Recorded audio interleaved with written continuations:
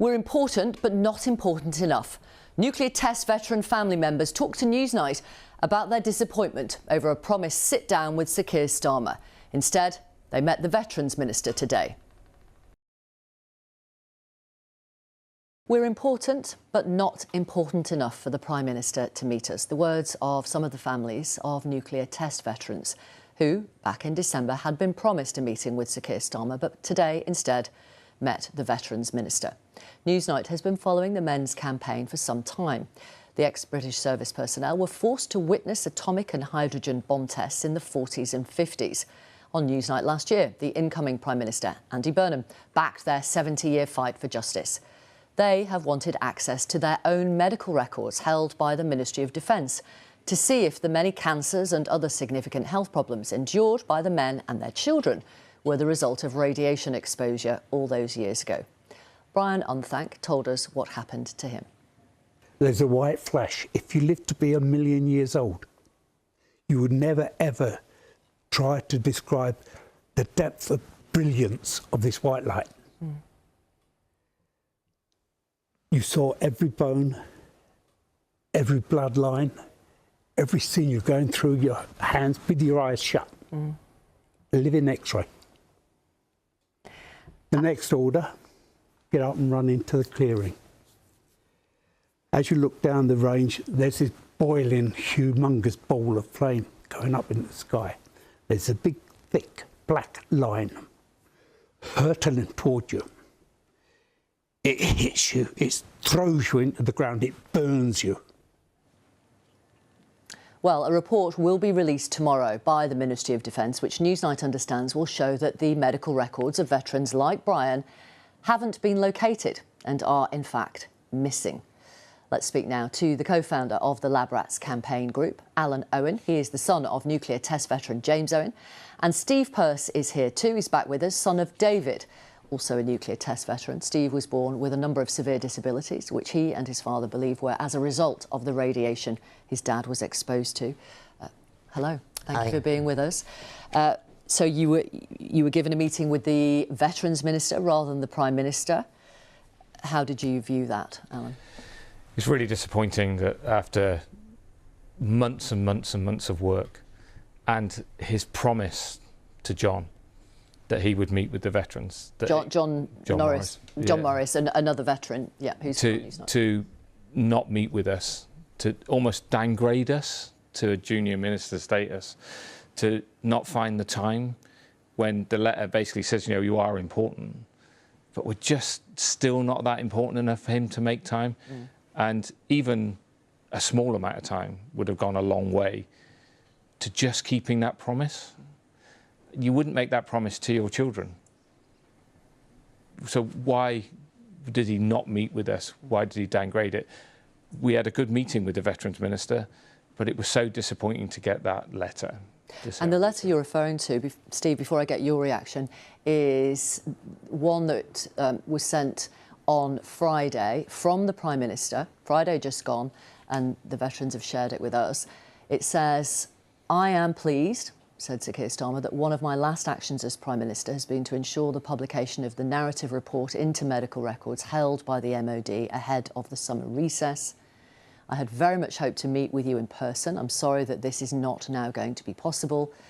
I hope that the publication of the report will provide the clarity that you, veterans and their families have long sought and reflects our commitment to ensuring these records are made available transparently." Steve, your reaction to getting that letter? As Alan said, disappointment. It was a promise made to us, and it was also made on BBC Breakfast last year. And we kept the faith with Keir Starmer. We kept believing that he would do the right thing, and that's after all what we're asking. Is do the right thing, keep your promise, and meet us like you said you would. So it was a big letdown, a really big letdown. Now, this report, which is out tomorrow, which we understand will show that the medical records, which you have been fighting for, and all the guys that we've had on Newsnight have been fighting for, you on behalf of your father and on behalf of your father, you're not going to get them. So it sounds like, because they can't be found. What do you make of that, Alan? Well, it's something that we were suspicious of for years and years and years. So it's a positive step forward that this report is actually going to finally put that to bed, that what the veterans and Brian Unthank has told us in the past, you know, I've got my medical records and my time at Christmas Island is missing. So if this report actually states that they are missing and they can't be found, that's a big step forward. Why is that? Explain that, why that's positive. It's positive because the government's now got to act on that. It's out in the public domain. We spent 7 months working with them for recommendations to come from that report. But unfortunately today, when we discussed the report, the recommendations weren't discussed because the new administration is going to come into place. So basically it's Andy's problem now. It's Mr. Burnham's problem. Okay. And we hope because of his relationship with us in the past and being so vocal about it, that he will stand by what he said and act upon this report. So it's in the public domain. Everybody can be able to read it. Everybody will be able to see that it's chaotic.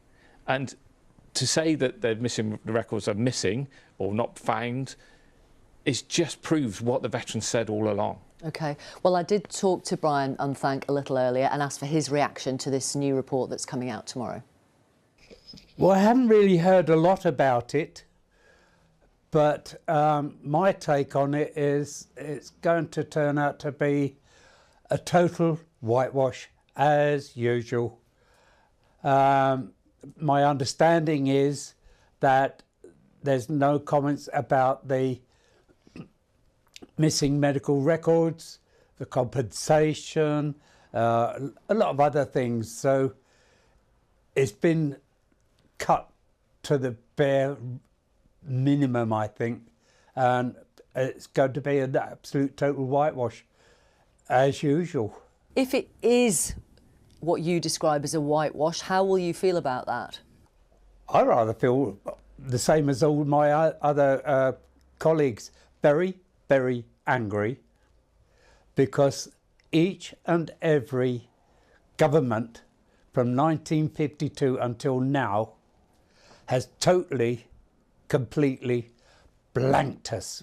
We didn't exist really, although we went and did that dangerous job for them, for this country. We are nothing in their view. Which is very sad to hear Brian say it like that. Steve, just explain to our audience why those medical records actually were so, you felt they were so important. They're absolutely critical because certainly in my case, obviously I have conditions. If I could get my hands on Dad's medical records, which I actually have because it was signed off by a minister, but the relevant parts are missing, I'd be able to know whether Dad was definitely exposed, and if he was, to what level and what with, and that would then be able to start, you know, going through the process of getting some sort of, if these records were available for everybody, we could see everybody's exposure, then we could start equipping the NHS with ways to deal with these radiogenic illnesses, because it's not just the veterans themselves that were affected. I've been affected, my son has been affected, and this fallout through the generations is estimated to go on for 500 years. So this is not a problem that's going to go away as we sadly lose the veterans. It's getting bigger.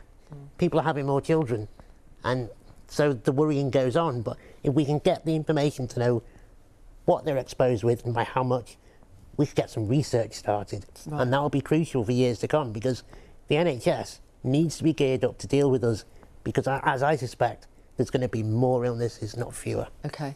But without the medical records, Alan, it's being kicked into the next administration, so under the Prime Minister, you know, under Andy Burnham, essentially. Are you thinking, look, you know, there's no medical records to help us, so they're just going to have to give us some sort of recompense, some other way? Yeah, but one of the recommendations was financial redress. Right. That we discussed, that there would be some form of financial redress, but it came with education and research as well. Andy has to deal with this, and he has to deal with it quickly. You see Brian, we can't allow these veterans at 87, 88, 89 years old to carry on like this, and for it to be kicked into touch again. We have to deal with it, and Mr. Burnham has to deal with it right now. He's been so vocal for us, so supportive of us, he cannot not do this. Okay. Thank you very much, gentlemen. Thanks for being with us. Thank you. Thank you. And of course, we will read the report thoroughly tomorrow. Thank you. I want to ask you, Jonathan Hinder, your reaction to the fact that the Prime Minister in the end did not meet, and he promised he would meet, these gentlemen. Well, it's really disappointing. I can't understand it for a second why he would make that promise and not keep it. But I think the important thing is now that we've got a Prime Minister coming in who knows all about this issue, has spoken about it very passionately on this programme only a year ago. So hopefully he comes in with a clear idea of what he wants to do. One of the things I've been very critical of this government is the number of delays, reviews, consultations and so forth. So if Andy can come in and say, this is what we're going to do about this issue, I think it'd really, start on a good footing in terms of restoring that trust. A lot of people want a lot from the new Prime Minister. Yeah, they do. But it's really a good microcosm of why Keir Starmer's no longer going to be Prime Minister. He just makes these kind of political judgments wrongly each time. And you can hear, from what we've seen, the way that people feel about it. I think a lot of people will find it hard to understand. And it's just a poor allocation of the time he's got left not to have had this meeting. And he does make these judgments. It's a bit baffling in a way when you hear it. All of us, I think, is sort of stretched to believe it. I'm sure that there's limited time, but nevertheless, it's obvious that he should have taken the meeting. So, I mean, a lot of Labour MPs are saying that, but Keir Starmer thought he had 5 years of Prime Minister. He actually had 2, so he thought he had another 3 years. And to have a meeting that is as sensitive as this, dealing with potentially major commitments from the government, he probably felt he needed to be in a position to have a substantial meeting, sure. I imagine. And you can make an argument like that. Funnily enough, that's the sort of argument the lawyers give inside the government. And probably he's given the same argument because he's got a similar background. Formally, I can understand the position. Politically, it's completely incomprehensible. Well, can I just say, if the Prime Minister happens to be watching, these gentlemen are in London for a couple more days, at least 48 hours.